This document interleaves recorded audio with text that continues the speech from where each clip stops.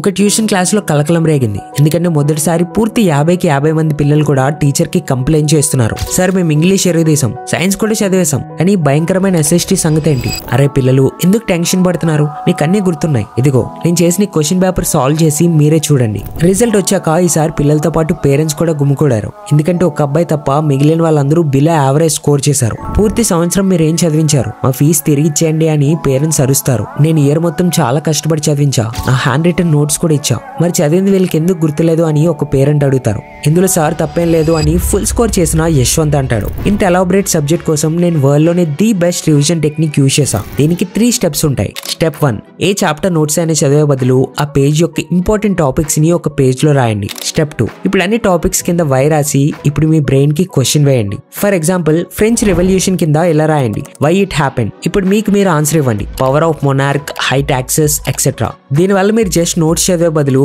Actively brain యొక్క memory banks ని use చేసి ఈవెంట్స్ ని గుర్తు చేసుకోగలరు. అండ్ స్టెప్ 3, ఎక్కడైతే వైకి ఆన్సర్ రాదో ఓన్లీ అక్కడ నోట్స్ చదువుతూ మళ్ళీ ఫస్ట్ స్టెప్ రిపీట్ చేయండి.